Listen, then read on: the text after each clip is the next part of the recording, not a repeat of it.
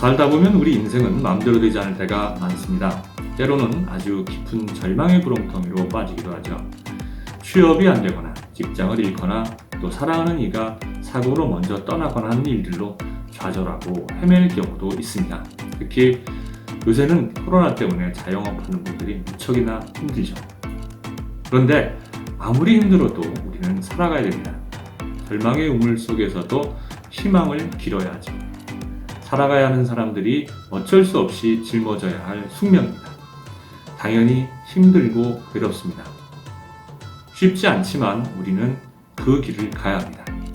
오늘은 그런 분들에게 힘이 될 수 있는 소설 한 편을 소개해드리고자 합니다. 2021년 한겨레 문학상을 수상한 이혁진 작가의 누운 배라는 작품입니다. 제목이 굉장히 의미심장하죠. 저는 오래전에 이 책을 읽고 와 진짜 괴물 작가가 나타났다고 생각했습니다.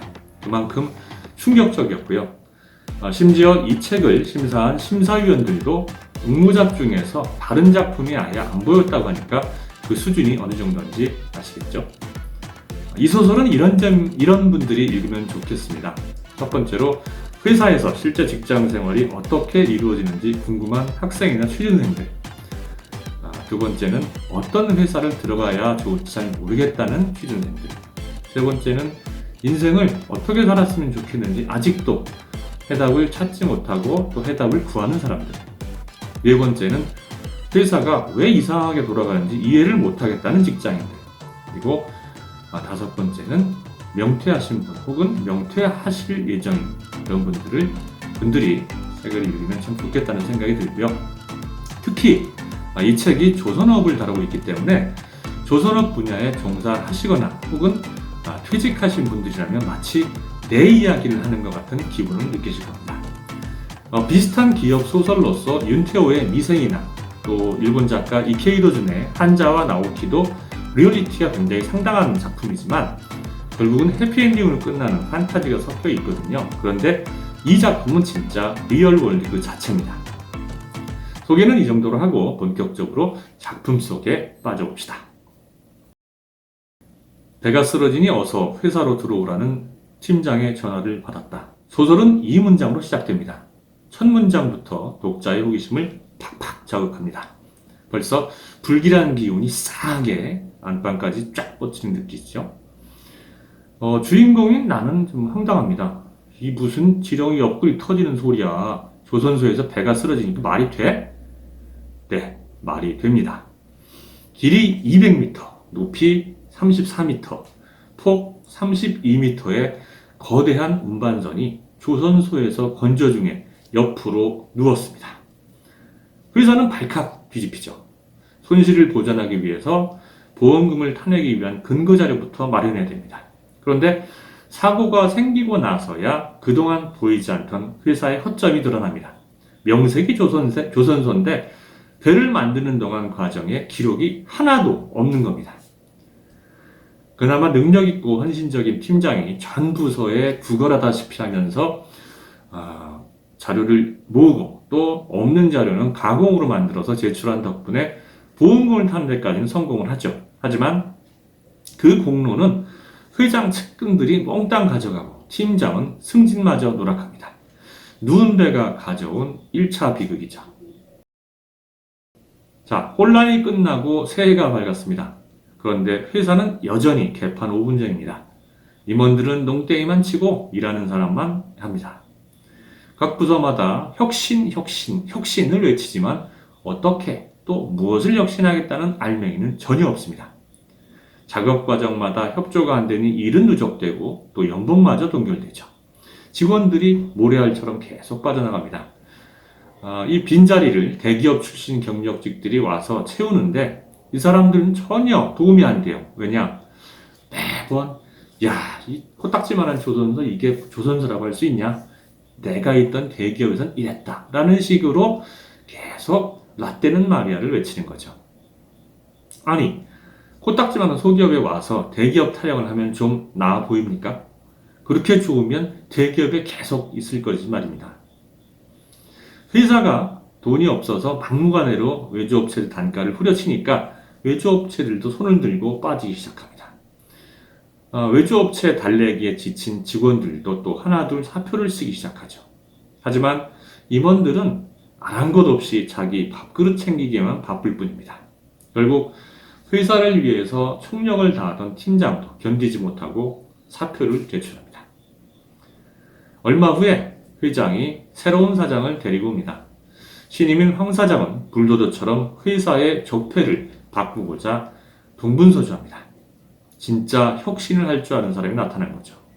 그의 혁신은 기득권인 임원들의 심한 반발을 불러일으키지만 실제로는 정말 놀라운, 거의 불가능에 가까운 성과를 만듭니다.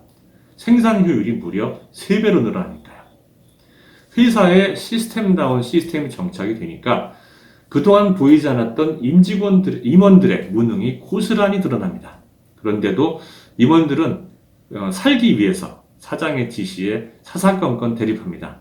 안타깝게도 회장이 인사권을 주지 않았기 때문에 황 사장은 회장의 신복인 조상무를 제거하지 못합니다. 그리고 이 사실을 잘 아는 조 사장의 하극상은 점점 더 돌을 더해가죠. 결국 황 사장은 자기가 할 수 있는 것에 한계를 느끼고 스스로 물러납니다. 회사도 마침내 1년째 누워있는 배처럼 누웠습니다. 누운 배가 가져온 2차 비극이죠. 자기 밥그릇만 챙기고 회사 돈마저 빼돌리던 임원들은 천하태평인데 정작 헌신하던 팀장과 황 사장은 사표를 낸 걸 보면서 주인공인 나는 어떻게 살 것인가 고민합니다. 처음에는 팀장이 융통성 없고 고지식해 보였죠. 팀장님은 참 회사라는 것이 다 그런 거지. 굳이 정의를 들먹이면서 윗사람과 다툴 필요가 있는 거야 라고 생각을 했던 거죠.